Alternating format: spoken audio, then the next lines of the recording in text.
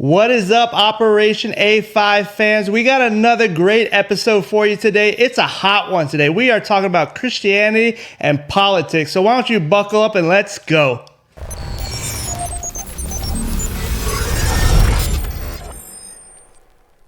Welcome back, everybody, to another episode of Operation A5. I'm here with the boys. We got a little bit of the A5 home team with us.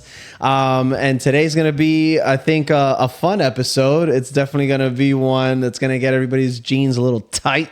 It's the goal of the podcast is always to have conversations that you can't have on a Sunday, right? Certain conversations that, well, I think this conversation you can't even have at the dinner table.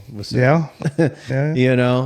And I think it's a conversation that's going to go in a lot of different directions. So, let's just lock in, Buckle up. We're going to go in a lot of different directions. We're going to be segueing different ways and cherry picking, but not to beat around the bush, but today we're going to talk a little bit about Christians and politics. Oh, yeah. We're going to see how the Bible lines up, with liberal views or conservative views. Just to flat out say now, no, we're not going to tell you how you should vote, who you should vote for. We're going to say the information that we feel, right? Our opinions, our thoughts. We're not saying God says this or God says that, to vote a certain way, but we're going to say the information and you do with it what you like. But without further ado. Yeah, we're not here to endorse a political candidate. However, it is an election year, and I feel like and a very contentious one. Definitely, Our country's divided right now more than ever before.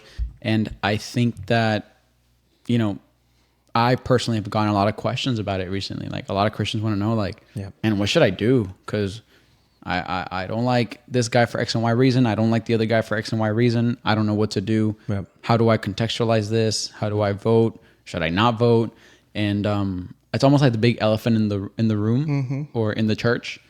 And I get why, churches don't talk about it. Yeah. But I think this is a space where we don't, again, necessarily endorse a party or a political candidate, but we talk about values. What are some values that as Christians we should espouse? What are some values that we should stand up for? And then you do your research. Yeah. You watch the debates, do your homework, and you got to make the decision that you feel is best for you and your family. Yeah. So, yeah. Joe, you got anything to start us off with? No, I think a real big part of this, and I think we'll talk about it today, is understanding that we just need to have conversation. We need to be open to conversation, knowing that not all of us are going to agree. Mm-hmm. Even in the same political party, we're not going to agree. But just making sure that we have a safe space to have conversation. I think right now, because we are so divided, that's kind of gone away a little bit. So that's just what we want to do today, is just have a good, safe space to talk, be honest about some things. What does the Bible say about some things? And I think what you said is true. Test it, right? Just because you've always voted one way or the other doesn't mean that's always the way you're going to vote. It's just, what aligns to what I believe, and we all have to be okay with whatever the decision that each other make, I personally don't want our country to be one way or the other all the time. If we swing one way too far, it's uneven. If you sway one way too far, it's uneven. What I think we should start off this podcast with is knowing that God is in control no matter what. Amen. Whoever wins, whether it's your party or the other party, God's still in control, and that never changes. So I think that's how we're going to tackle this, I believe. It's just kind of talk about kind of our beliefs and how does that align with the Bible? And I think we should have some honest truths about some things that are non-negotiables. Yeah. But that's how I feel. I'm excited about today. Yeah. Yeah. I think what's important is the goal for this conversation is bringing people together, because whether you're a Democrat or a Republican or a Libertarian or Independent, we all have the same king, and that's Jesus, and he's above any government, any position. His name is above all. So that's our goal. It's not to split anybody apart, but to bring people together. But like Joe said, there are some non-negotiables that you as a Christian, a true follower of Christ, you cannot, have a different opinion on our. That's or our, should not. You should not. Right. Yeah. I mean, and I think Tim Ross said it best.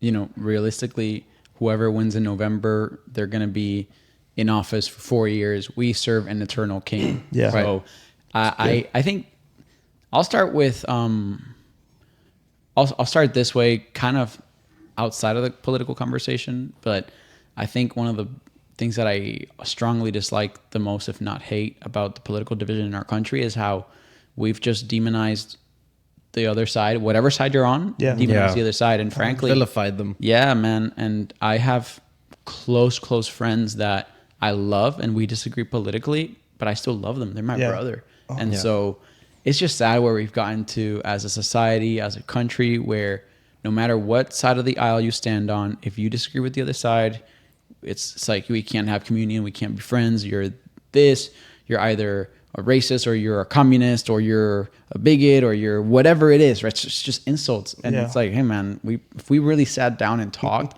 we probably have a lot more things in common than, the media likes to portray. And I think there is a spiritual factor in this. Like if you look at all news networks, whether it's CNN or Fox, typically the ones on the extremes, they're both selling fear, right? And the Bible calls fear a spirit. So this is definitely a spiritual battle that I think the enemy is using to separate society, people, but even in the church. And it's so sad, man. So, anybody want to say something before I say anything else? No, go. No, I'm ready. Let's do it. I don't know, Joe. What are some, like, I guess let me ask it this way. What's the first thing you look for when you think about politics, and what's the first value that comes to mind? What's the first thing that you think about? What's the first thing that you consider? Yeah. This is going to be, for me personally, this is going to start off rough for everybody because this is my number one issue. Okay. And something that I will always vote to. That being said, this is a very controversial issue, but you guys know I have had a nonprofit, and I will never vote for a party that believes in abortion. For me, as a Christian, me and my personal values, I cannot personally vote for anybody that believes in that. Now, whether you believe it's right or wrong, that's on you. But me personally, I can't. So that's I know it sounds crazy, but that's the first thing I'm looking for is what are your values on this? Because I believe life is important. I believe that life is valuable. I believe if we don't take care of the most weak in our country, in our society, none of it else matters. We can't care, if you believe in gay rights, if you believe in, poor people, none of that matters if we can't take care of them when they're at their youngest and their weakest. Yeah. So honestly, I know that's a tough way to start, but that's the first thing I look at. Outside of that, I'm obviously, a husband. I got, a household. I'm looking at taxes. What are you going to do for me in my taxes? We are a country built on no taxes, right? Like that's how we started. So I'm looking at those kind of things. What can the government do to better my situation in that area? Yeah. And then a big thing is, am I getting my religious freedoms, right? Am I able to? Are there going to be roadblocks in the way with any administration from me believing what I believe and the right to? If you look on the back of a $2 bill, there's a picture of the founding fathers, and there's a truth behind that picture of them. It's that they disagreed on a lot of stuff: slavery, taxes, freedoms, rights, all those things. But one thing they all agreed about was around lunchtime, they would all break away to their prayer closets and pray. And the reason is because this country was founded on the belief that everybody should be able to practice their religion.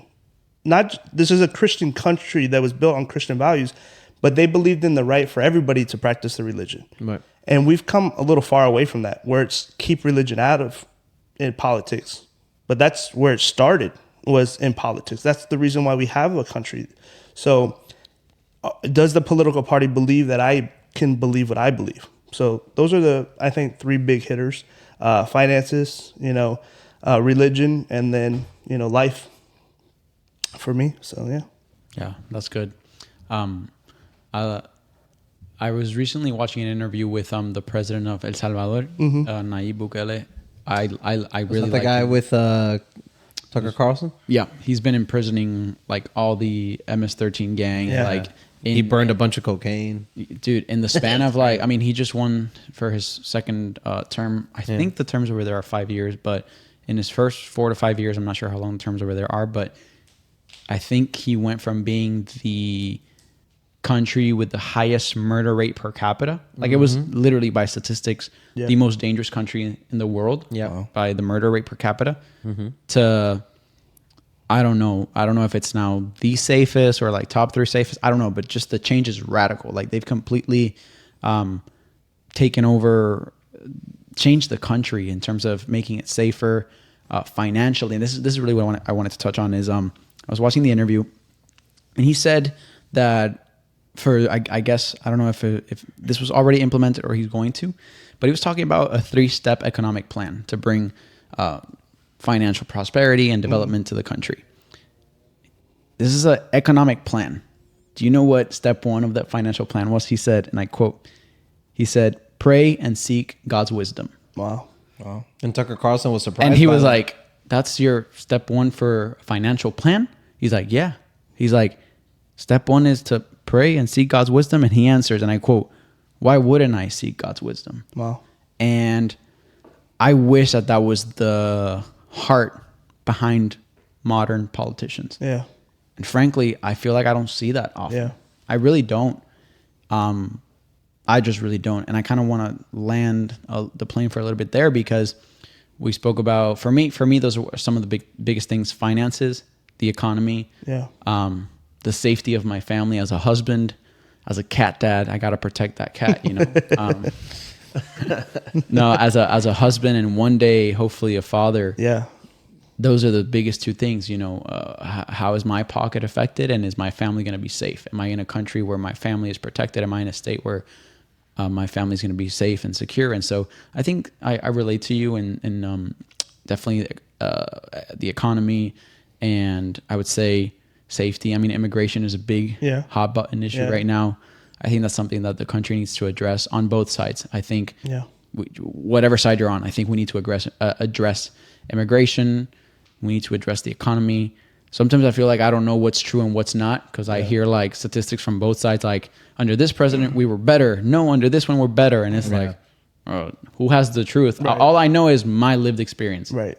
My lived experience a couple of years ago, my gas was cheaper. Now it's a bit more expensive. Right. But people say that the economy, I heard it yesterday. Supposedly the stock market was better apparently, and something about the GDP was better. So I don't know. I'm not an economist. Yeah. But those are some of the things I look at: the security and protection of my family, finances. I agree on the abortion issue. I personally am pro-life as well. I think we may differ on some things. As far as like exceptions, I don't know if you fall on like no exceptions whatsoever. I think I'm a little more, I won't say liberal, but I'm a bit more flexible in that area. I think I would allow for certain exceptions, but those are some of the values that I try to focus on when I look at politics. I mean, I'm not the most politically savvy guy. I've tried to, or I've grown more in that area because Your wife is. My wife is very politically savvy. So, you know, she's like, you got to vote now. And I'm like, well, yeah. But you mean for America's Got Talent? What are we voting for? no, yeah, but yeah, I'm not right. I've never been. However, you know, really coming back to Christ, I've realized that there are, to me personally, I just see how many, maybe not all, but many conservative values do line up biblically with what I believe in. You know, like abortion. I'm obviously pro-life, and I'm all for saving the babies and all that stuff.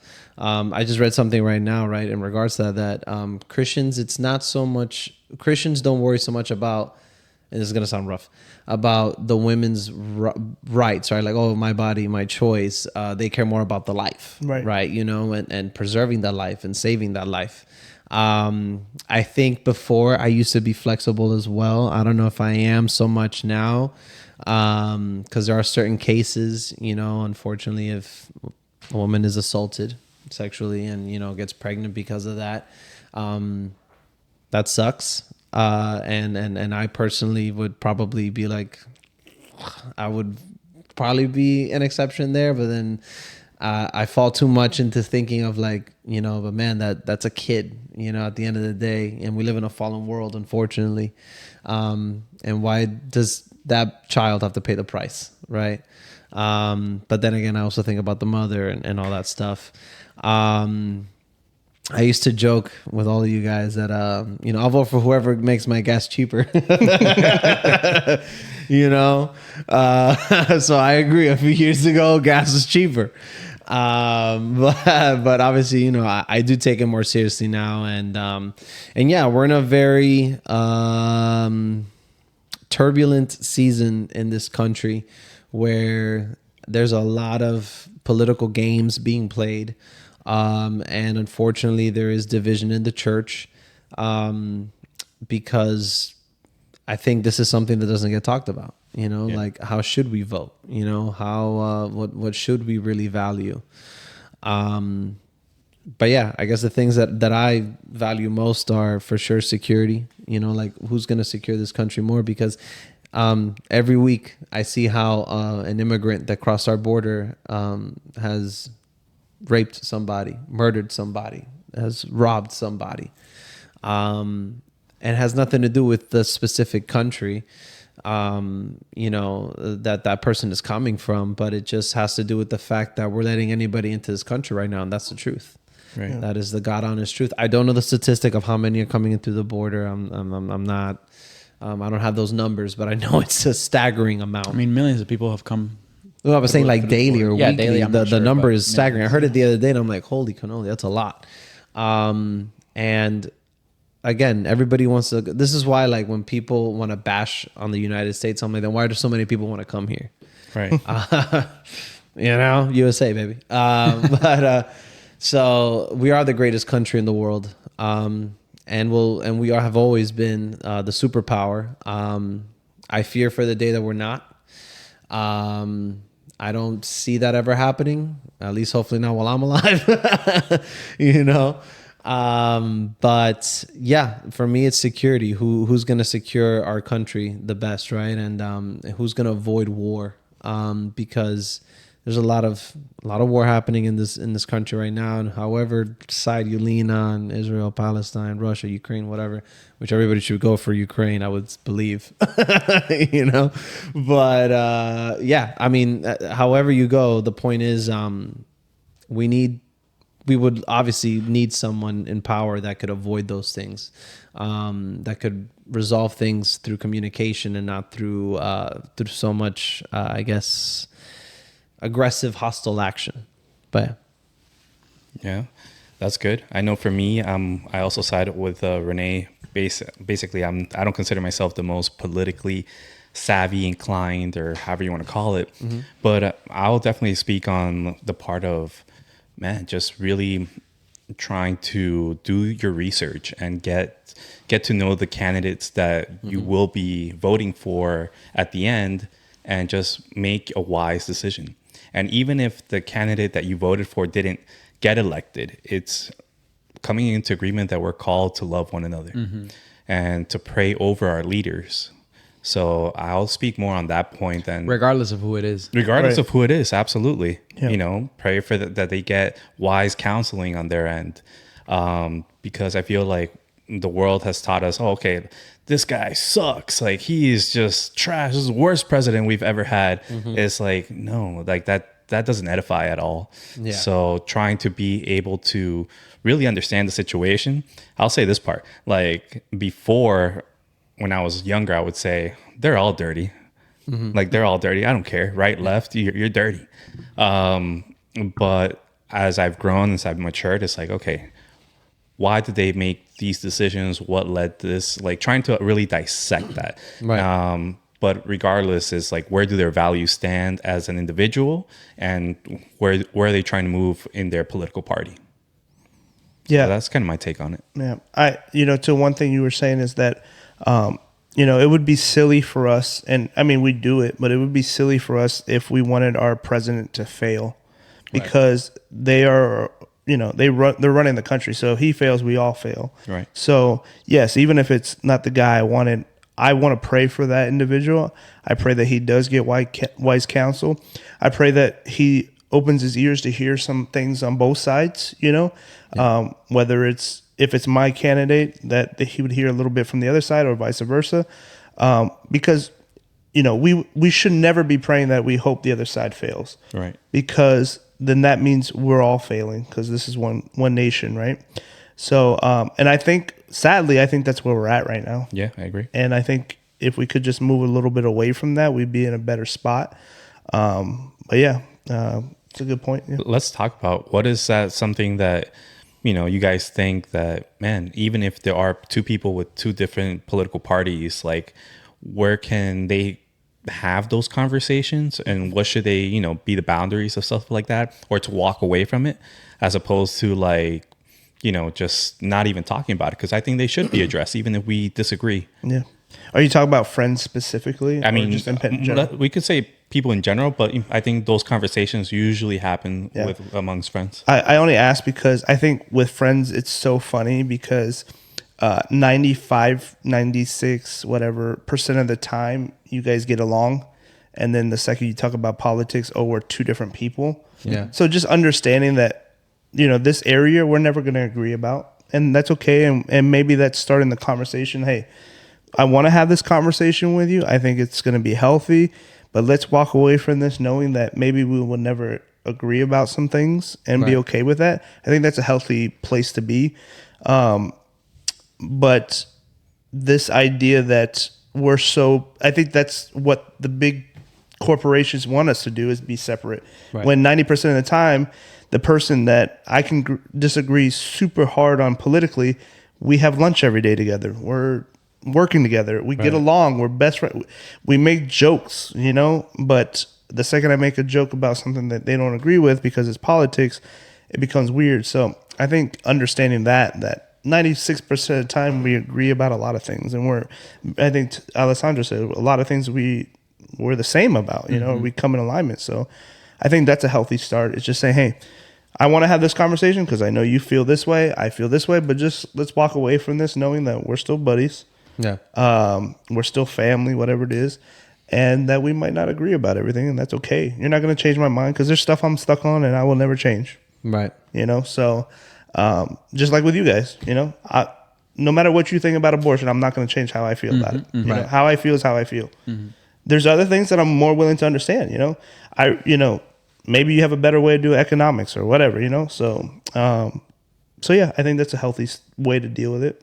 I don't know what you think. Yeah, I think laying the foundation for whenever you have a conversation, whether political in nature or controversial in nature, period. I mean, I think the foundation should be like, hey, especially when it's with a friend, a brother, sister in Christ, the foundation should be, hey, I love you. Yeah. Whatever we speak about right now, it's not going to change. Yeah. I love you. Right. You love me? We good? All right, let's get into it. Right. I love you. Right. All right. And I think that should be the foundation of any That's good. contentious conversation. I mean, the Bible says, I was pulling it up, Psalm 133, how good and pleasant it is when God's people live together in unity. Yeah. I think God truly hates division, especially in the church. Yeah.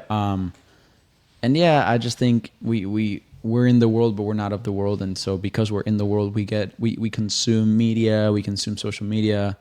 And nowadays there's so much contention on both sides. There's, I feel like we're in a messy society right now. Everything is so clouded. So I think the essence of this particular episode, we just wanted to share a little bit about what we look at when we talk about politics without necessarily endorsing a candidate or a party. And just really encouraging you to, hey, there's resources out there. Yeah, I would say investigate on both sides. I like to have the news from both sides. I have Fox News notifications on. I have CNN notifications on. Like, I want to hear both sides. Beautiful thing is we have 2 debates coming up. Tune into those, watch those. On top of that, it's actually, I think it's only happened one other time in history where you actually have two candidates that already were presidents. So you can actually compare their administrations. Yeah. Do your research there. And last but certainly not least, and I would say the most important, pray, seek the word, talk to other fellow believers, and do what you feel like the Lord is calling you to do. Yeah. Vote for either way, or don't vote. If you have to abstain, I personally wouldn't abstain. Yeah. I think we have a civil duty to vote. Yeah. And you have the freedom to do so. There's Yeah. countries where people cannot vote. There's Right. dictatorships. Good. In Cuba, people can't vote for president. It's a dictator. So take advantage of that freedom that people literally died for. So I would say that. That's why Cubans are so passionate in the United States Yeah. of America. Very much That's so. why we are so Yeah. passionate. I just wanted to say something that you brought up is, God didn't intend for us to have a king or leadership. Correct. And so, but he knows our heart and we asked for it. So he gave it to us. Right. So I would take that as a responsibility that God gave it to us because we asked for it.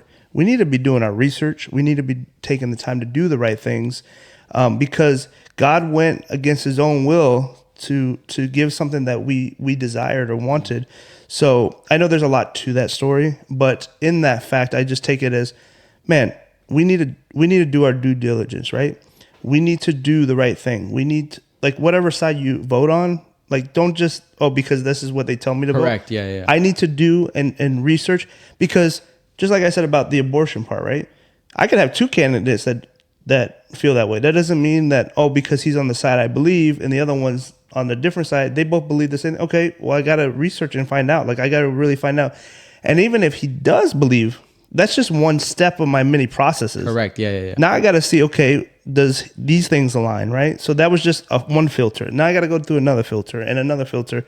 And I think what you said is correct, because about different news channels, because I might be a Republican and I listen to Fox, but I got to hear the other side, because the other side, yes, they're going to come with a filter too. But if I'm always listening to Fox, I'm only listening with that filter. I got to listen to podcasts. I got to listen to guys like us, because guess what? There's nobody financial backing us. I'm just saying how I feel and what I feel, Yeah. So now's the time to say it. Right. No, but what I'm saying? Like, I'm not being fueled by some big corporation or whatever. Tell them, here's what you got to spit out. Right. So I think it's just, we have so much information at the palm of our hands. Yep. And I feel like nowadays we don't use the resources we For have. sure. And we're using the resources even less, Get on your phone, like, search, research, watch podcast. Like, we should be so, like, ready to go, because we just know so much about it, and we're so confident in our vote, because we're like, yep, this is what we prayed about it. This is what God, I did all my stuff and I know. For sure. Yeah, and it's funny because I'm not going to throw them under the bus, but one of the A5, one of the boys, I remember during the last election season, I was talking to him and I was like, this was after the election already. And I was like, bro, who'd you vote for? And he told me who he voted for. And I was like, why'd you vote for them? Oh, I don't know. Some girl told me to vote for him. I was like, bro, what the heck? Did you even do research? He's like, I don't know, bro. I've never voted. Right. This girl, she was cute, so she told me to vote for this guy, and I voted for that guy. And it's like, dude. And unfortunately, For those who know the A5, they'll figure out real quick who that is. No names. But anyway, I just think It was me. No, I'm just kidding. I think that's just an example of, honestly, probably a lot of people in the country. Yeah. Because they listen to one side and it's like, oh, this side is telling me to vote for this. Or maybe it's generationally. Maybe you've always been told to vote a certain way. And you vote that way. I think the most liberating exercise you can do is, man, do research for yourself. Yeah. And not to flip this conversation on its head, but that's actually one of the reasons why I've always loved apologetics. Apologetics is the branch of theology that deals with defending the faith. Yeah. I've always loved that about our faith, about Christianity, because it's literally an investigatable faith. Yeah. You can go through the evidence, go do your research and see why Christianity is what we believe to be the truth. Yeah. Jesus said, I'm the only way, the truth, and the life. I am the way, the truth, and the life. Nobody comes to the Father except through me. Mm-hmm. I think that you have a duty. God gave you freedoms, especially in this country, to do your research. Yeah. Disagree, question on both sides. And that's actually one of the things that strengthened my faith. I don't have all the answers. I still get nervous every time somebody tells me, hey, bro, I got a question about the Bible. I still get nervous because I revere the Bible so much. And that's why I'm doing my due diligence to study and learn more about the Bible. I think we have a duty to we have a responsibility to inform ourselves about your faith, inform yourself about politics, inform yourself about other topics, how to become a better husband before you even become a husband. That was something that we spoke about when the wives were here. Take advantage of that. I love going out and investigating, doing your research to better inform and educate yourself on whatever topic it is. Yeah, and I don't think I'm out of bounds by saying, when the word says, test every spirit and inspect every fruit. That's good. It's like we could put that into politics. Oh, of course. Yeah, So- 1,000%. So yeah, do your research. Why is this good? Why is this not good? Right. And you make your own conclusions of how you're gonna go. But Yeah. Good. Yeah. The one thing, we are the Lord's sheep, but I think the one time you should not be a sheep is when it comes to politics. Don't follow the flock in a direction, because again, think for yourself. Staying on this topic, right? Do your research. Like, you don't need to allow yourself to be manipulated or only feeding yourself with one side. No, like, see both sides. I mean, I think that is our responsibility in this country. And this is not a Christian thought. This is just a Joe thought. But, Oh Lord! Disclaimer. yeah, I want to disclaim it. We might edit it out. No, I was just going to make the point that don't be one of those people that don't do their research and then don't vote and then complain about our situation. That's good too. If you're going to complain, you have problems. Then and listen. If your vote doesn't go through the way you thought it would, that's okay. You did your part. You put your vote in. You said, I have a say. I'm a citizen of this country. I voted. Yeah, it didn't go the way I wanted to. But if you're one of those people that say, oh, I don't want to get involved. There's too much and I can't pick a side and all that I don't want to hear you complaining. Yeah. I don't want to hear you complain about anything. Which right now there's a big. Charlie Kirk said it the other day. He was on the George Janko's podcast. I think he mentioned that he's like that right now. The fear is that this is going to be one of those probably the first election where it's going to be a majority of people not voting, Right. Because they don't like either side. Yeah. They don't like the Democratic side. They don't like the Republican side. So there's a lot of people going to be like, well, I'm just not going to vote. Yeah. And that also doesn't solve any issues. Like to your point, Joe, that doesn't solve anything. And then whoever wins, you're not going to be happy. So you might as well vote for the side that honors your values and what you believe in as The best they can. the best they can. Right. Because Exactly. nobody's going to fully ever align. Yeah. Correct. You want to say something? I was, the whole thing about complaining. Yeah. I thought it was funny because, I can link that to even discipleship at times when you're discipling someone and, they're like, oh, but, I feel like God is not speaking to me. I feel like God's abandoned me, blah, blah, blah. You're always complaining, but you haven't put in the work. Yeah. It's like, you're not praying. Right. You're barely coming to church. Right. I mean, like, oh man, I just really, I have this, I just feel attacked. The enemy's been attacking me, but you don't go to church. You're not praying. You're not spending time with the Lord. You're sleeping around. Like, bro, you want your cake. You can't have your cake and eat it too. So it's almost like the same thing when you don't do your part, do the work. But Joe, I wanted to ask you this because I'm genuinely curious. We've talked about values or maybe not necessarily, maybe values, family, abortion, things of that nature, life. I'm curious how we talk about, I've heard this a lot. Character matters. Yeah. Character matters. And I think that's an issue, because, as Christians, we're called to live like Jesus. And frankly, I don't think either candidate Reflects that. Yeah. Yeah. So I don't know if you could speak to that. How should we look at does character matter in a presidential candidate? Does that influence your vote at all? Yeah. I kind of want you to speak on that in generally like character. Because it's funny, Tim Ross one time speaking about a presidential candidate, he was like, I don't see no fruit from this person at all whatsoever. I don't see baby fruit. Right. Yeah. So, and he had a valid point. Right. It's true. If we gauge a person who I think both candidates call themselves Christians. One's Catholic, Right. the other one's like Presbyterian, but do we see fruit Yeah. On from either either? side, I don't know. That's Yeah. I don't know if you could speak to that. Maybe fruit, like Ricky said earlier, or Yeah. character. I mean, I guess until Jesus runs, nobody's going to be the perfect candidate, you know? I would say even like if a true like Christian, like a pastor gets up there, I don't think you're going to see the total fruit, because I truly believe to get to those positions, you got to make calls and do things that, you know, are difficult, you know. And maybe I know for most part, people get into politics because they want to do the right thing. They're not in it for the money, but money gets involved, right? So I think the unfortunate part and I think this is why God didn't want us to be designed this way, where we had leadership like this. I think the unfortunate part is that we have to pick somebody. We have to. And yes, I'll talk to it. Biden and Trump, neither of them I would say that would align to everything, you know, I believe. And I would say as a Christian, both of them in my head are, if they are Christians, are baby Christians at the best. Yeah, best. Like talking about first weekend walking in, you know, kind of Christians. So from a religious point of view, do I think either of them are a moral value, or not a moral value, but a beacon of leadership in that avenue? No. And I don't think we'll ever be there, to be honest. yeah.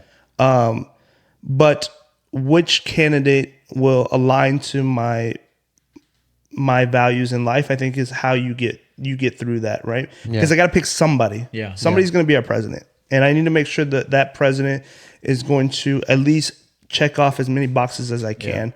I think, you know, that's the only way to deal with it. Yeah. You know. Yeah, and again, going back to the complaining, the problem is that, like you said, somebody's going to be president. Yeah. One of the two. No. You can hate both of them, love one, hate the other. One of them is going to be president. And the thing is, if you say, nah, I don't like either of them, I'm not going to vote, but then one of them gets elected and then you're complaining, but you didn't do your part. Right. So it's almost like, don't complain if you haven't done your part. So. Yeah, I was going to say too is that I don't think as Christians we do a good job about this. I know, so I'll use Ben Shapiro about this, because he's the one I learned this from. Not just because of his political views, but just because he said it. He said, you know, I have two filters in my life. There's the religious views, you know, and filters that I have to live with, and then there are my political views, right?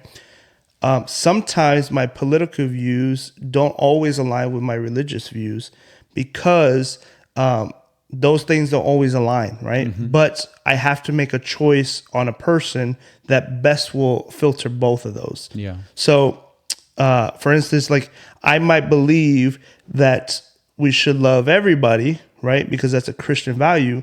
But in that, I can't agree with somebody that believes in abortion. I can't love that side of you. I can't, you know? So, but my religious views, yes, I love you and I want the best for you. I want you to get healed. I want all those things. But politically, no, I can't. That doesn't align with me. I don't agree. I'm not going to agree with that. So we have to understand that there are those two sides of it. And I think that's the only healthy way to deal with it. Mm-hmm. Saying that politics and religion don't mash up, of course they do. I mean, it has to in some ways. But yeah, to your point, it's tough because they're never going to be a beacon of what we want, because like I said, I don't think that's what God designed originally, you know? Wow. So yeah. Yeah. I think also the thing that as you're talking, Joe, it stands out was when Jesus said, give Caesar to what's Caesar, and then give God, Lord, give God to what's God. Mm-hmm. Like he just knew that at the end of the day, there was a Caesar that people didn't, you know, agree with, and how they're being, you know, taxed and everything that went with it for its time. But God had to be part of it. Now, in politics, it's like, oh man, I don't know if I really like this person. How can I just truly connect or try to understand, because they're not relating to me or to my values, like you said. So it stood out to me as you were talking, Jeff. One thing that I wanted to say, that I wanted to touch on with the whole character thing. If you look at the Bible, every single king fell. Every king made a mistake. And to Joe's point, we were never meant to have kings, right? Yeah. God was actually upset that why wasn't he enough to the people of Israel? And Samuel was like, I don't know what to tell you, dude. They want a king, man. I don't know what to tell you. They're going to kill me if we don't get one. So in his God's grace and mercy, he gave him a king. First king, Saul. He failed miserably due to disobedience, right? Pride and fear, and he gave into his feelings and his emotions. And God removed him after 42 years. Yeah. Right? So it goes to show, right? So there's that, right? And then I pulled up a few other examples because in First and Second Kings, it just goes on and on and on, right? So in First Kings chapter 15, verses 3 through 4, he committed the same sins as his father before him, and he was not faithful to the Lord his God as his ancestor David had been. But for David's sake, the Lord his God allowed his descendants to continue ruling, shining like a lamp, and he gave Abijam a son to rule after him in Jerusalem. So in this particular chapter, is talking about David's one of David's descendants, Abijam, which I think was one of the sons of Solomon. Again, you are never going to have the perfect candidate. You are never going to have the perfect ruler to say, right? There's always going to be a flaw, right? There's Abijam, who was completely crooked and he committed the same sins, right? As his father before him, who was also a king and committed sins and failed God. King Solomon failed God, right? Wisest man on the earth, yet still failed God, right? Then a little bit after that, actually right after Abijam's rule, King Asa did what was pleasing in the Lord's sight, as his ancestor David had done. He banished the male and female shrine prostitutes from the land and got rid of all the idols his ancestors has made. He even deposed his grandmother Maacah from her position as queen mother because she had made an obscene Asherah pole. He cut down her obscene pole and burned it in the Kidron Valley. Although the pagan shrines were not removed, Asa's heart remained completely faithful to the Lord throughout his life. So compare and contrast. The king before him was crooked as heck. The one after him was a lot better. Yet, he didn't do everything fully. He left the pagan shrines up when he was supposed to tear them down. Yeah, again, like not everyone is going to do everything you want. And it was perfect what we talked about the other day. Remember, preferences and standards. Sure. So you can't allow, when you're going to go vote and when you're going to go do these things, you can't allow your preferences to trump your standards. I did not mean to say the word Trump there. No endorsement. No endorsement. But yeah, you can't allow your preferences to take priority, I guess, right? To your standards, because we're all given the same standards as believers in Jesus. Value life, honor your family, honor God above all, keep him at the head, right? We're all given those same standards. So again, it's looking for those standards, right? And again, you're never going to have someone that is perfect in character. Just like you're never going to have a pastor that's perfect in character. You're never going to have a pastor like that. It is what it is. We said it in a previous episode. You want a perfect church? Don't put people in it. Yeah. You want a perfect politician? Sorry, babe. Yeah. Jesus isn't going to come down here and run for president. Right. So again, you have to take the good with the bad. Yeah. That's the name of the game with politics. You have to take the good with the bad, and be okay with that. They're not going to hit every single preference on your list. Yeah. Let me ask a question to the group. I don't know everybody's walk and everybody's story, but I know I didn't always grow up a Christian. So maybe those who have or those who haven't, if you haven't always been a Christian and you did your political views change? And then has anybody changed any views growing up as a Christian when they got older? Have they always stayed the same? Kind of like walk through that kind of process, maybe. I mean, I've been a Christian since I was 12 years old. I got saved when I was 12 in a youth group. I want to say a year or two after I got saved, I got into Model UN, which is basically like debate. Mm-hmm. I got really into it. Started learning about world issues and debating, and basically you're imitating the UN, right? And so got really into it from ninth grade, I think, to senior year. I mean, I became the president of the club, traveled to DC, Philly. Like, I did not know this about you, man. This is so true, bro. If you weren't so into ministry, you would definitely be a politician. I do like politics way too much, but yeah. So anyway, I did quite a bit of that. What's funny is that my political views today are not what they were when I was 16 years old. Okay. Yeah, I'll leave it there. But yeah, definitely they changed. Yeah, they definitely changed. I mean, to a certain extent, right? I've always been pro-life. I've always been pro-life. I've always stood up for life. Definitely been more conservative in my views, always. But I guess my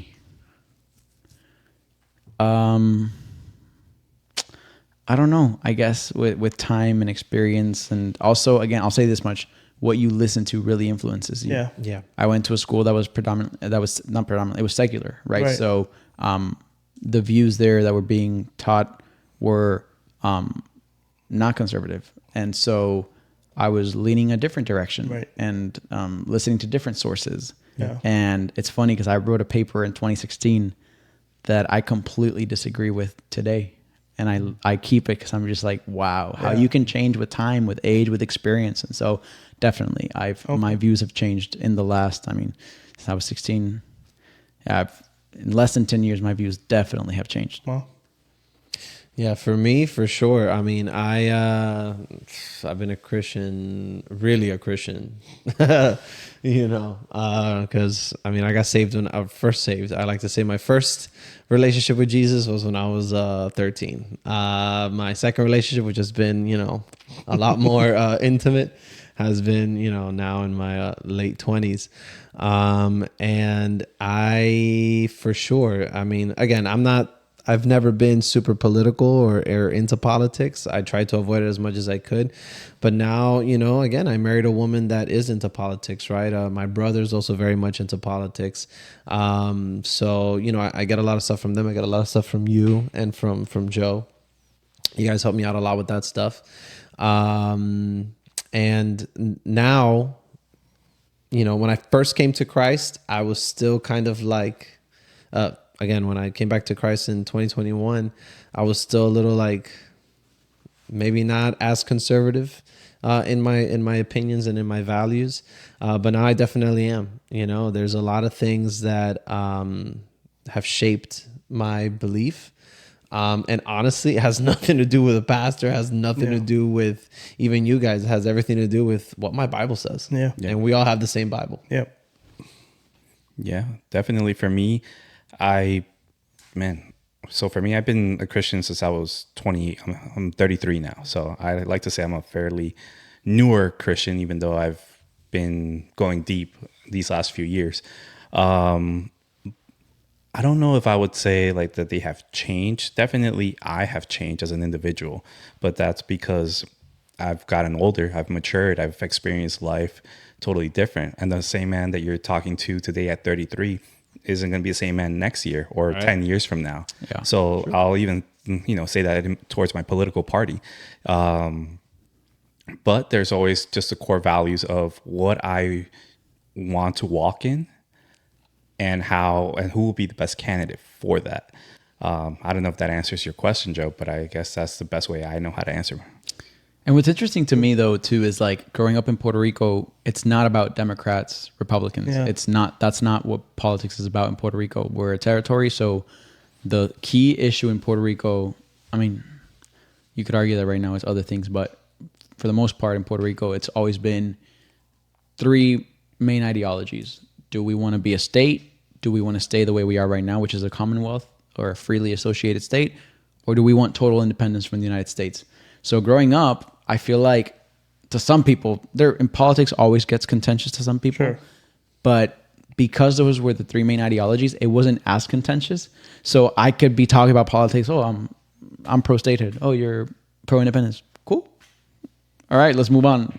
Did you like the basketball game? Like, you know, it wasn't a contentious thing, at least for me. Wow. Coming here, Yeah. where it's like, Yeah. what the heck? Like, Split down the middle. it's what like it was kind of drastic for me. So culturally, that was a shift. But let me see where we at. 49. I think we've covered almost everything, right? Yeah. I do want to ask a couple questions. I did want to answer the question real quick. Oh, I'm sorry. Because Go I ahead. think you guys would be shocked by my answer. Okay, go. Yeah. Oh God, another disclaimer. Yeah. No. And then I want to ask you another Yeah. question. So, you know, I didn't become a Christian until I was 21, maybe 20. Wow. So 2 years ago. Yeah. So thank you. Now I feel bad for the comment I made earlier to Alex when I said he was older. You killed him. Yeah, I know. Alex is not I broke 62. him. I know, I broke him. You know, growing up, my parents weren't very political or religious or anything.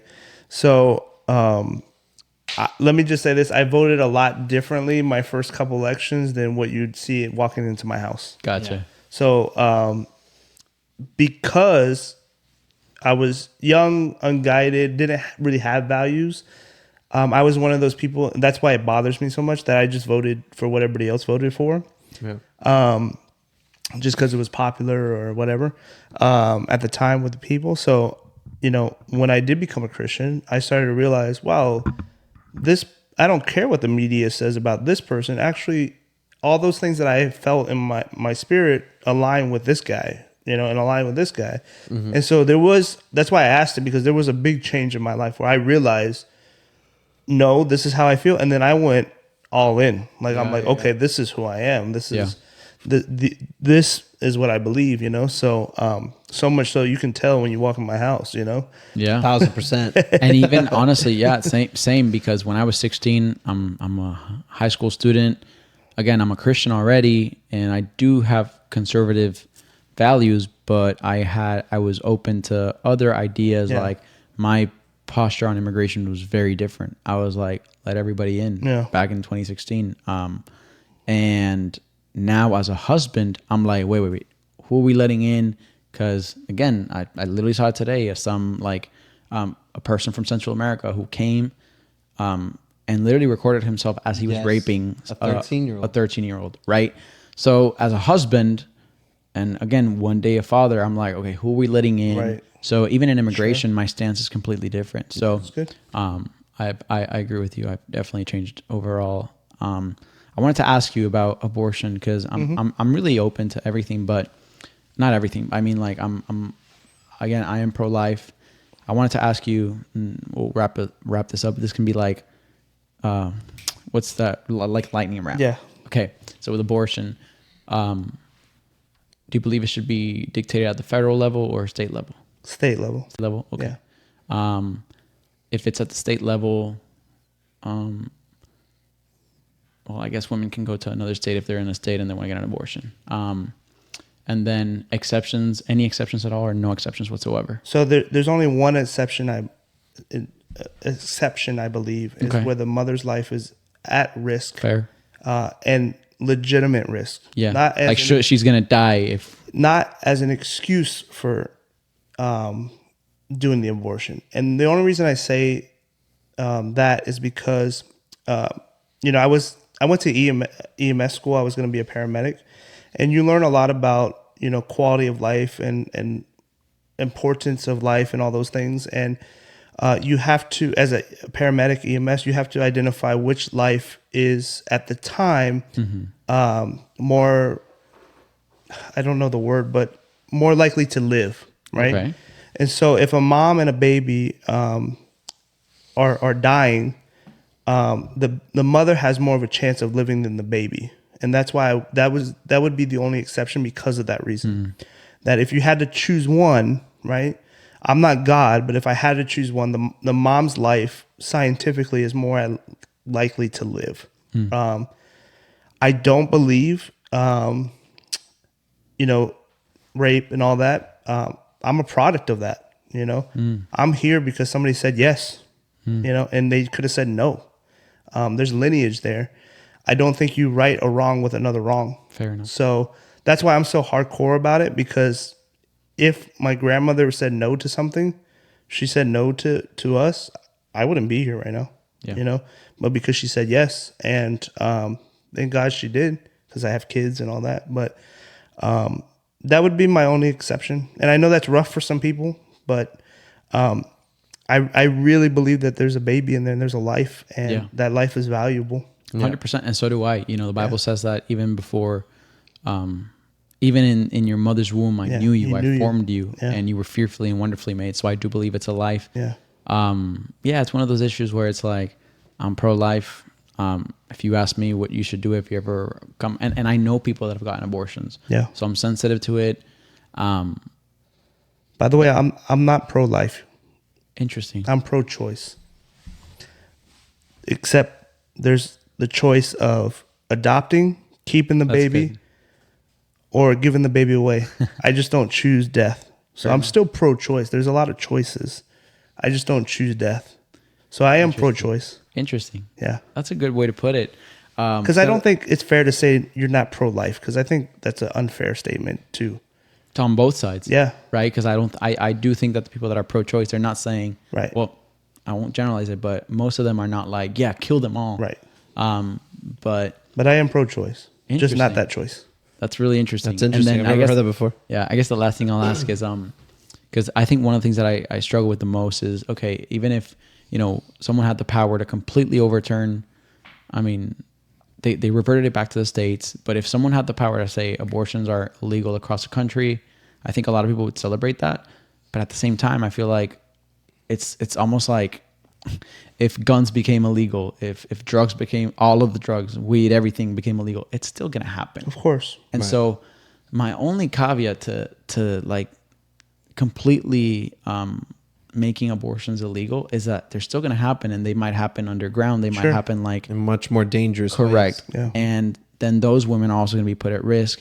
And so I don't know if I would completely make abortion illegal. I would increase those options. Like right now, there's a couple back in my church who they're trying to adopt, and it's so hard for them to adopt. Yep. It's incredibly difficult. Crazy. Yeah, This is a good family, make good money, have a whole house. It's easier to go to China and get a baby than here. But that's And why? ridiculous. And they're going through I don't know if it's the government system, but I don't know what they're doing, but I think it's the government or whatever it is they're going through.